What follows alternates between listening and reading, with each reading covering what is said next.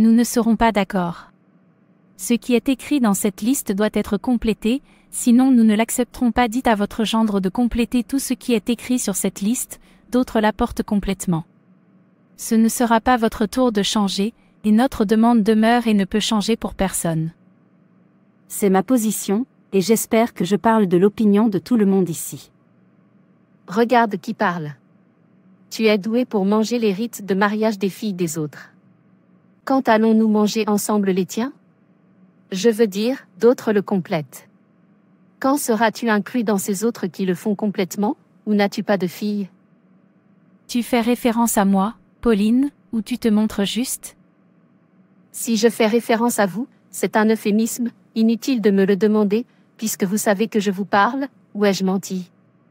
Vous êtes doué pour dire au gendre des autres de compléter ce qui est sur la liste, et vous avez oublié que personne n'avait été invité chez vous pour une telle célébration auparavant. Ou votre fille n'est-elle pas assez âgée pour nous appeler pour son propre rite de mariage, ou aucun homme ne la voit? Ça suffit, Pauline, tu n'as pas besoin de lui parler comme ça. Je veux dire, tes mots sont durs. Non, permettez-moi de lui parler, elle n'a pas honte de ne servir qu'à manger les enfants des autres, les rites de mariage, et d'oublier que personne n'a mangé du sien auparavant. Tu m'insultes, Pauline?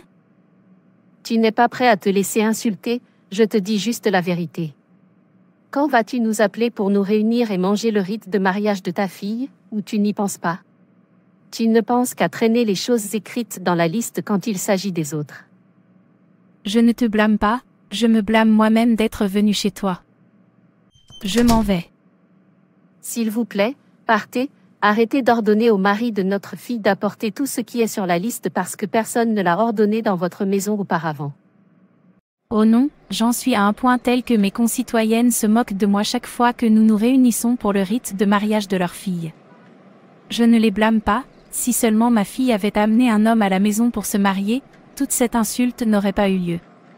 Pauline d'hier, je sais quand elle est venue chez son mari, en effet, ma fille est la plus âgée de tous ses enfants, est-ce parce que sa fille a trouvé un mari avant ma fille? De toute façon, je ne la blâme pas du tout. Après tout, ce ne sont pas elles qui disent à ma fille de ne pas trouver de mari, ce ne sont pas elles qui lui disent de continuer à se tromper avec l'Église ceci et l'Église cela, la parole de Dieu ceci et la parole de Dieu cela. Alors que toutes ses compagnes sont occupées à se marier, j'en suis la cause. Je l'ai laissée se tromper elle-même avec la Bible de haut en bas. Si je l'avais arrêtée à temps, cela n'aurait pas été comme ça, mais je ne le reprendrai pas. Il est temps qu'elle quitte ma maison, je me fiche de qui elle épouse, même si c'est un vieil homme. Qu'elle se marie et quitte la maison de mon mari. Et c'est définitif. Maman, tu es de retour à l'heure, bienvenue. Absurdité. Mère, quelque chose ne va pas?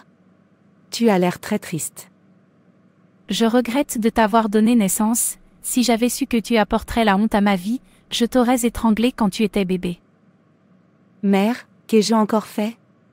Est-ce qu'il y a un moment où tu sors et reviens sans me combattre? Qu'est-ce que je t'ai fait? Vous me demandez ce que vous avez fait? Que n'avez-vous pas fait? Regardez comment mes concitoyennes m'insultent parce que leur fille se marie tandis que la mienne est occupée à porter la Bible de haut en bas. Oh mon Dieu, qu'est-ce que j'ai fait? J'ai quitté la maison de mon père à 22 ans. Pourquoi ma fille est-elle toujours dans ma maison à 34 ans? Maman, arrête, s'il te plaît. Je t'ai dit de te calmer, de te reposer et de laisser la volonté de Dieu s'accomplir dans ma vie. Oh, qui m'a fait ça? Mes ennemis sont à l'œuvre. Je n'ai jamais fait ça auparavant. Combat-les pour moi, Seigneur. Quiconque trompe ma fille en la faisant se déshonorer en portant la Bible de haut en bas, qui que tu sois, mon Dieu te jugera. Maman, dis-je, ça va. Je vais me marier, c'est juste une question de temps. Cela arrivera, tout ce dont nous avons besoin, c'est de faire confiance à Dieu. Sors de ma vue tout de suite. J'ai dit de partir avant que je perde le contrôle. Ok. Oh non, mon mari, pourquoi m'as-tu laissé seule à regarder ça? Si tu avais été en vie, tu aurais découvert qui faisait ça à ma fille. Père, personne ne vient à toi et ne repart les mains vides. Je suis de nouveau venu à toi, S'il te plaît, Père, ôte la honte de mon visage et bénis-moi en me donnant mon propre mari. La pression est trop forte pour moi. Ne voulais-je pas commander? Fortifie-toi et prends courage. Ne tremble pas et ne t'effraie pas, car l'Éternel, ton Dieu, est avec toi dans tout ce que tu entreprendras. Josué 1 verset 9. L'Éternel marche lui-même devant toi, il sera avec toi, il ne te délaissera point, et ne t'abandonnera point. N'aie point de crainte, et ne te décourage pas. Deutéronome 31 verset 8. Nul ne pourra te résister tous les jours de ta vie. Comme j'ai été avec Moïse, ainsi je serai avec toi, je ne te délaisserai point, et je ne t'abandonnerai point. Josué 1 verset 5, car je connais les projets que j'ai formés sur toi, dit l'Éternel, projets de paix et non de malheur, afin de te donner un avenir et de l'espérance. Jérémie 29 verset 11. Ma fille, je connais les chemins plus que toi, je te bénirai, je suis un roi. Ceux qui se sont confiés à moi ne seront point confus. Je suis ce que je suis. Regarde, je le façonne pour qu'il soit un homme meilleur pour toi. Je risque ma vie en transportant de la drogue de haut en bas. Maintenant, j'ai tout perdu et j'ai presque réussi à m'échapper pour sauver ma vie. Oh non. En y réfléchissant bien, quel est mon gain dans ce style de vie sale? Que ai-je accompli sinon une perte de vie, de temps et de la grâce de Dieu dans ma vie? Je pense qu'il est temps que je change et que je sois utile à moi-même et à Dieu qui m'a créé. Il n'y a aucun gain à vivre une vie de péché. Mon père avait raison, et j'ai vu de mes propres yeux qu'il n'y a pas de paix, pas de repos et pas de liberté maintenant ou après pour un pécheur qui vit toujours dans la peur. En effet, il n'y a pas d'autre chemin que celui de la croix. Ô Dieu du ciel et de la terre, j'ai finalement réalisé que tu es tout ce qui compte. Toute autre voie qui n'est pas la tienne est une perte de temps. Pardonne-moi, je veux vivre pour toi dès maintenant jusqu'à la fin de ma vie. Aide-moi sur mon chemin vers la croix, afin que ton nom soit glorifié. Au nom de Jésus, je prie. Amen. Père, je sais que tu ne me décevras pas, que ta volonté soit faite dans ma vie. Au nom de Jésus, je prie, Amen. Mère, j'ai préparé ta nourriture. Dois-je faire autre chose pour toi avant de partir? Où vas-tu? Mère, je pars pour l'évangélisation. Vous allez faire de l'évangélisation. Oui, mère. N'as-tu pas honte de toi-même? Votre âge est dans la maison de leur mari, beaucoup d'entre elles ont fini d'accoucher et vous êtes toujours dans la maison de votre père en train de porter la Bible de haut en bas. Prêchant ici et là. Maman, je ne suis pas inquiète. Il faut de la patience, de l'endurance et de la foi en Dieu pour faire bouger Dieu. C'est ce que je fais. J'ai honte de t'avoir comme fille. Mère, le temps de Dieu est le meilleur. Quand viendra le temps pour Dieu de me bénir en me donnant mon propre mari, il le fera.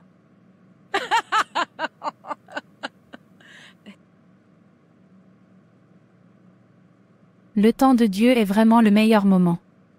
Dites-moi quel homme sensé verra une personne habillée comme vous, se promener comme une folle au nom de l'évangélisation, et souhaitera l'épouser.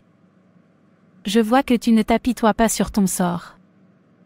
Écoute, je commence à en avoir marre de te voir dans la maison de mon mari. Commence à chercher un endroit où loger car cette maison ne pourra plus nous contenir tous les deux. Quittez la maison de mon mari.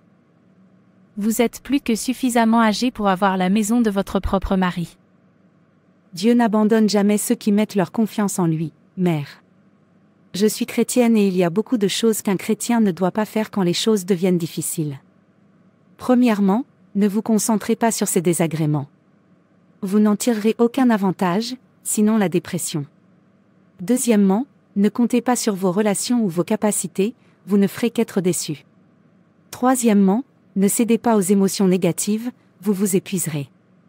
Quatrièmement, n'essayez pas de devancer Dieu, vous ne ferez que vous retrouver au mauvais endroit, avec des problèmes plus profonds, et vous le regretterez à jamais, soyez plutôt patiente. Enfin, n'abandonnez pas Dieu. Vous n'y gagnerez rien et vous ne ferez qu'empirer votre situation. Je dois rester dans la foi. Ce n'est qu'à ce moment-là que Dieu se souviendra de moi. C'est pourquoi le psaume 121, versets 1 à 8, dit « Je lève mes yeux vers les montagnes, d'où me viendra le secours. Mon secours me vient de l'Éternel, qui a fait les cieux et la terre. Il ne permettra pas que mon pied chancelle, celui qui me garde ne sommeillera point. Voici, celui qui garde Israël ne sommeillera ni ne dormira. L'Éternel est mon gardien, l'Éternel est mon ombre à ma droite. Le soleil ne me frappera pas le jour, ni la lune la nuit. L'Éternel me préservera de tout mal, il gardera mon âme. Il me guidera certainement. Je n'ai pas peur, car je sais qu'il est toujours là pour moi. Oh non, qui t'a fait ça? Il faut avoir de la patience dans la vie pour ne pas faire d'erreurs que l'on regrettera jusqu'à la fin de sa vie. Quand Dieu se tait, cela signifie qu'il faut attendre parce que ce n'est pas le bon moment. Lamentation 3 versets 24 à 26 le confirme en disant « L'Éternel est ma part, dit mon âme, c'est pourquoi j'espère en lui. L'Éternel est bon pour ceux qui s'attendent à lui, et pour l'âme qui le cherche. Il est bon que l'homme espère et attende en silence le salut de l'Éternel. » Vous pouvez le constater par vous-même. Quant à l'évangélisation, c'est l'affaire de mon Père. Aucun croyant ne peut être tout ce que Dieu veut qu'il soit, ou accomplir tout ce que le Seigneur lui a ordonné d'accomplir dans ce monde, sans le Saint-Esprit. C'est pourquoi je consacrerai ma vie à Dieu, je serai sanctifié par la foi en Jésus-Christ et je m'efforcerai de vivre l'expérience glorieuse du baptême du Saint-Esprit. S'il plaît à Dieu de me bénir, il le fera. Sinon, qu'il en soit ainsi. Sors de ma vue maintenant. Sors de ma vue. Je ne veux plus te voir. Très bien. Qui m'a fait cela? Que ai-je fait pour mériter ce malheur? J'ai quitté la maison de mon père très jeune. Je ne leur fais jamais honte. Pourquoi aucun homme ne vient-il demander la main de ma fille en mariage? Et le pire, c'est qu'elle s'en fiche.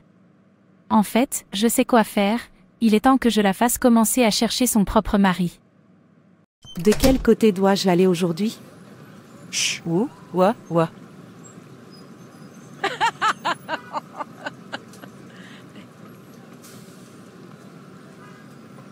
Qu'est-ce qui retient mon cher mari? Il devrait rentrer à la maison. Je l'attends. Je suis mariée. Ce n'est pas de porter la Bible qui compte. Je suis dans la maison de mon mari, pas dans celle de mon père. C'est ça, le progrès. Bon après-midi, voisin. Écoutez donc, vous qui dites, aujourd'hui ou demain nous irons dans telle ville, nous y passerons une année, nous y ferons du commerce et nous gagnerons de l'argent. Mais vous ne savez même pas ce qui arrivera demain. Qu'est-ce que votre vie? Vous êtes une brume qui paraît pour un peu de temps et qui puis se dissipe. Dites plutôt, si telle est la volonté du Seigneur, nous vivrons et ferons ceci ou cela. Jacques 4 versets 13 à 15. Louez le Seigneur. Je vous apporte une bonne nouvelle. Jésus, votre Sauveur, vous appelle. Donnez-lui une chance dans votre vie. Repentez-vous de vos péchés et échappez à la colère de Dieu qui s'annonce. Ce serait terrible pour vous et un gaspillage du sacrifice de Jésus dans votre vie, si vous mouriez sans connaître Jésus. Regardez-la. Elle n'a même pas honte d'être encore dans la maison de son père, malgré son âge. Qui l'épousera comme ça, ma sœur? Regardez comme elle s'est transformée en crieur public. Si vous étiez un homme, épouseriez-vous quelqu'un comme elle? Dieu m'en préserve. Je ne le ferai pas. Venez à Jésus et soyez libres. Il est le seul chemin pour s'échapper, car la Bible dit, il n'y a pas d'autre nom, il n'y a de salut en aucun autre, car il n'y a sous le ciel aucun autre nom qui ait été donné parmi les hommes, par lequel nous devions être sauvés. Vous pouvez voir que Jésus est le seul chemin. Venez à votre Sauveur qui est mort sur la croix du Calvaire pour vous libérer du péché. L'éternité est proche, et il n'y a que deux endroits où passer l'éternité. Le ciel et l'enfer. Choisissez en un, et soyez très sûr de votre choix à éviter. Si j'avais su. Maintenant vous le savez. Et vous savez aussi qu'aucun pécheur n'héritera du royaume de Dieu, c'est-à-dire du ciel. Alors choisissez judicieusement. Excusez-moi, ma sœur. Oui. Sœur, s'il vous plaît. Je veux donner ma vie à Jésus. Je ne veux pas mourir dans le péché. S'il vous plaît, que dois-je faire? Merci Jésus. Maintenant, dis après moi, Seigneur Jésus, je suis venu à toi en tant que pécheur. Pardonne-moi mes péchés. J'ai promis de ne plus jamais revenir vers eux. Sois mon Seigneur et mon Sauveur personnel. Enlève mon nom du livre de la mort. Et écris-le dans le livre de la vie. Amen. Seigneur Jésus, je suis venu à toi en tant que pécheur. Pardonne-moi mes péchés. J'ai promis de ne plus jamais y retourner. Sois mon Seigneur et mon Sauveur personnel. Enlève mon nom du livre de la mort. Et écris-le dans le livre de la vie. Amen. Tu es libre, frère. Va et ne pêche plus. Merci Jésus. Excusez-moi, maman. Qu'est-ce que c'est? Savez-vous que Jésus vous aime vraiment et qu'il est prêt à vous pardonner tous vos péchés si vous venez à lui? Alors, qu'il te donne d'abord un mari, et je te croirai, ou tu ne veux pas te marier. Il le fera.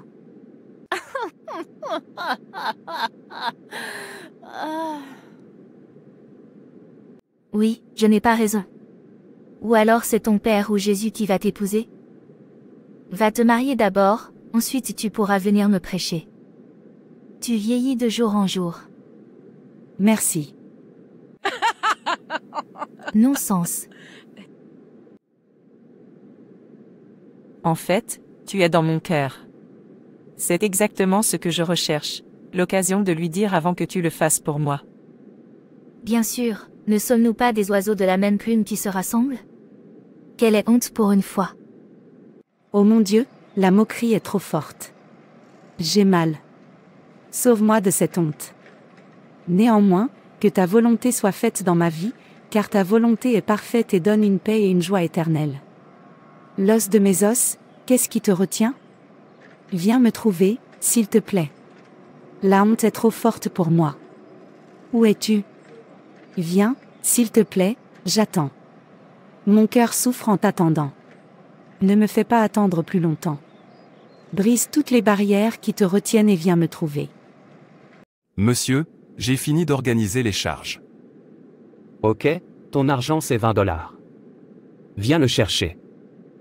$20 pour tout ce chargement. Il faut savoir que je ne paie pas plus que ça. Monsieur, veuillez ajouter quelque chose pour moi, afin que je puisse voir quelque chose à partir de là. Si vous n'êtes pas satisfait du paiement, arrêtez de venir. Oh non. Et descends, je veux bouger. Quand est-ce que je vais réussir à vivre comme mes semblables, du matin au soir, avec $20? Quand est-ce que je vais économiser jusqu'à pouvoir me marier et fonder ma propre famille? Je ne rajeunis plus. Tous mes amis et ceux de mon âge se sont installés. Seigneur, je te suis toujours reconnaissant, pardonne-moi mes manquements, au moins maintenant je le fais de la bonne manière. S'il te plaît, descends. Si tu veux réfléchir à ta vie, cherche un endroit pour le faire. N'utilise pas la tienne pour déranger la mienne. Je suis désolé monsieur. Personne avide. Parce que tu vois $20, je prie pour que tu ne viennes pas demain, pour que je cherche quelqu'un d'autre. Je déteste les râleurs. Pouvez-vous imaginer? Je sais qu'un jour, tous ceux qui ont dit du mal de moi diront du bien parce que mon Dieu est toujours sur le trône. Belle famille, veuillez patienter, elle sera bientôt là. Si elle doit t'épouser, elle le fera. Aucun problème. Oh, elle est là. Maman, tu m'as appelé. Joie, tu connais cet homme ici, il te demande en mariage. Mon cher. Mère, qu'est-ce que cela signifie? Signification de quoi? Tu n'as pas entendu ce que j'ai dit. Comment peux-tu me demander d'épouser un homme qui devrait être mon grand-père? Pourquoi faire? Écoute, tu ferais mieux de le considérer, sinon, cette maison ne nous contiendra pas, toi et moi. Tu m'as entendu? Monsieur, s'il vous plaît, je ne vous épouse pas, je ne suis pas désespérée de me marier, excusez-moi. Joie, reviens ici. Ma belle famille, s'il te plaît, reviens la prochaine fois, je lui parlerai. S'il vous plaît, faites. Oh non, qu'est-ce que tout ça? Écoute, Joy, si tu refuses cet homme, cette maison sera blessée pour toi. As-tu entendu ça? Maman, qu'est-ce que c'est que tout ça? Es-tu sûre d'être ma mère? Pourquoi veux-tu désespérément me marier? Je suis désespérée car cela est devenu une insulte à mon égard. Va épouse-toi, laisse-moi me sentir comme ma camarade. Alors, parce que quelqu'un se moque de toi, je devrais me jeter dans le feu, sont-ils Dieu? S'il te plaît, mère, laisse-moi tranquille, je veux me reposer. Écoute, cet homme qui est venu ici pour te demander en mariage est très riche, en fait, tous ses enfants vivent à l'étranger. Bien sûr, vous le savez, alors réfléchissez Y. Dieu m'interdit d'épouser la personne du même âge que mon grand-père. J'attendrai le plan parfait de Dieu. Ok, pas de problème, je t'ai entendu. Nous verrons. Mère. J'ai faim. Je veux manger quelque chose, mais la cuisine est fermée à clé. Et si la cuisine est fermée à clé? La cuisine est ma cuisine, donc c'est moi qui décide quand je la ferme à clé ou pas. Je suis désolée. S'il te plaît, donne-moi la clé. Laisse-moi trouver quelque chose à manger. Écoute, arrête de me déranger.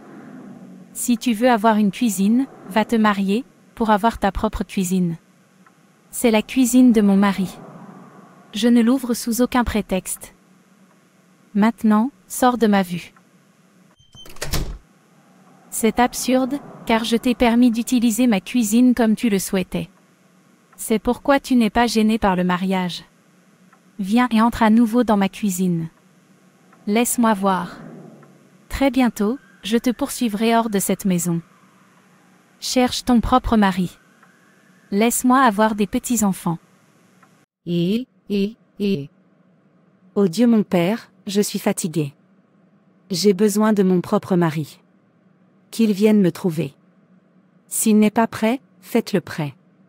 S'il a des problèmes financiers qui l'éloignent du mariage, ouvre les portes du ciel et déverse ta bénédiction sur lui, afin qu'il vienne me trouver. Je prie au nom de Jésus. Amen.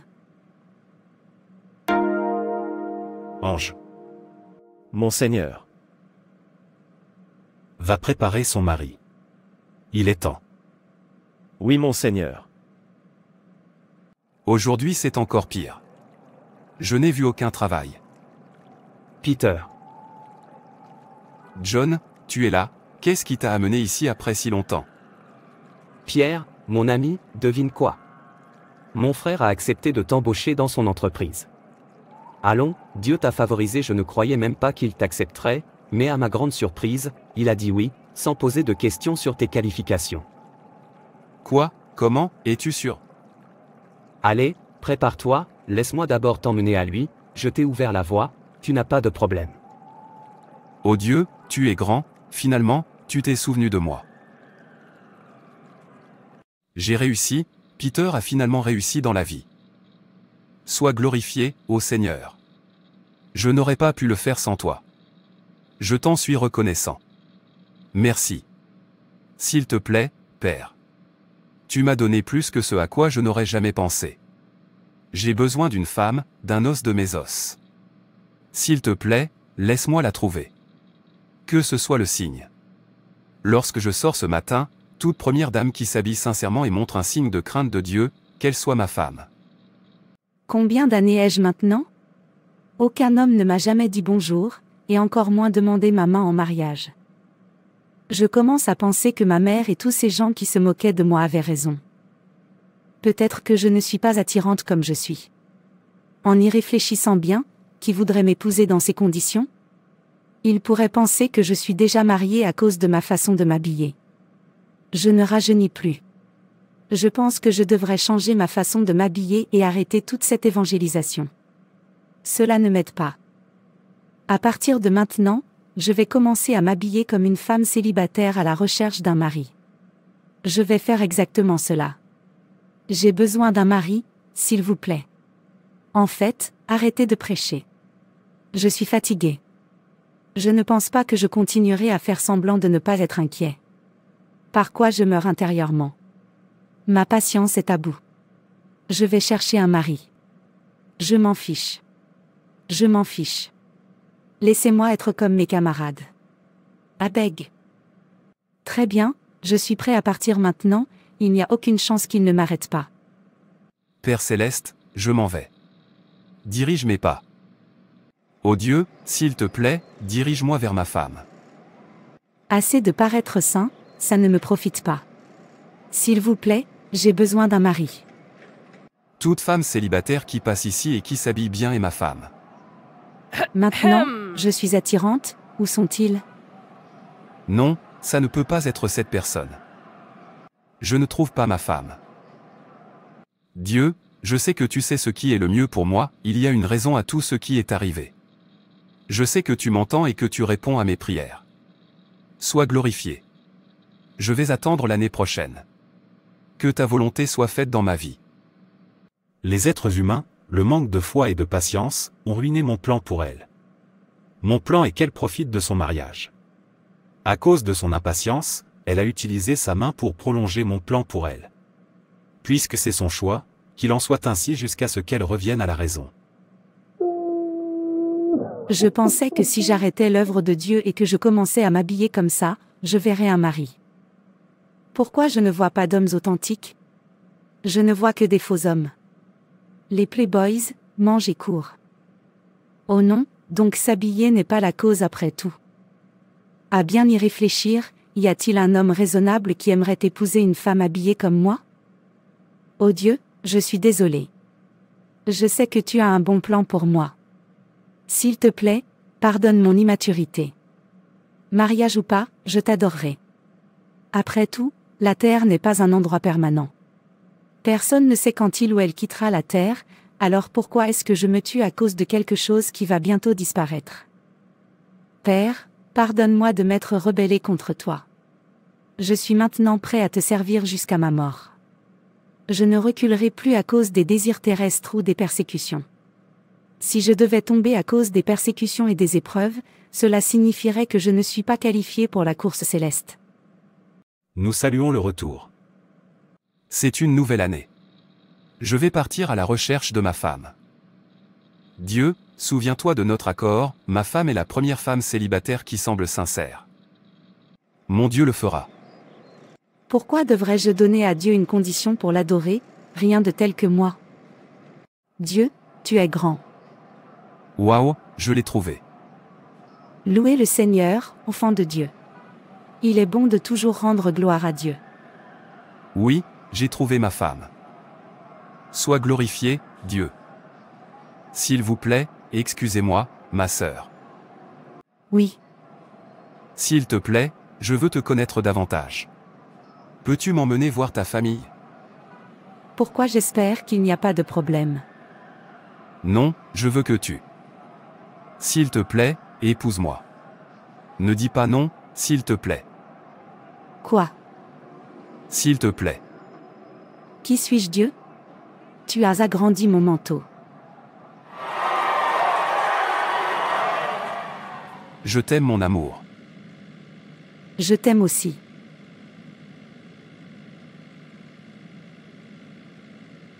Tu as entendu ça? Elle est enfin mariée. Avez-vous dit mariée? Elle est mariée à un homme meilleur que le nôtre, dites-le bien. Dieu est bon. Chers croyants en Jésus-Christ, ce moment d'épreuve devrait être le moment où vous devez rester en pleine alerte. Soyez prudents. Accrochez-vous à cette précieuse relation que vous avez avec votre Sauveur, ne l'échangez contre rien. Peu importe ce que vous traversez, ne laissez pas cela vous éloigner de Dieu, mais laissez-le plutôt être le tremplin qui vous propulse dans une intimité plus profonde avec Dieu. Votre situation ne devrait pas être une excuse pour vous rebeller et tourner le dos à Dieu. Soyez disposés et obéissants, afin de pouvoir manger les bonnes choses du pays. Ésaïe 1 verset 19. Concentrez-vous sur le Seigneur et faites-lui confiance, il comprend votre situation mieux que vous. Il est entièrement aux commandes et il sait quoi faire pour améliorer votre situation. La patience est l'une des choses les plus difficiles à retenir. Et c'est encore plus vrai dans les moments d'épreuve et de trouble. Ce sont les moments où notre impatience grandit et nous finissons par faire quelque chose de notre propre volonté au lieu d'attendre que Dieu nous aide à nous en sortir. Et à la fin, nous regrettons notre action, certains ont raté l'opportunité donnée par Dieu à cause du manque de patience. Nous devons réaliser que Dieu travaille au milieu de nos difficultés. Afin de remporter la victoire, nous devons être constants, inébranlables, toujours abondants. 1 Corinthiens 15 verset 58. C'est pourquoi, Mes chers frères et sœurs, demeurez fermes, que rien ne vous ébranle. Donnez-vous toujours de bon cœur à l'œuvre du Seigneur, car vous savez que votre travail dans le Seigneur n'est pas vain. Apprenez à avoir de la patience dans la vie. Merci d'avoir regardé.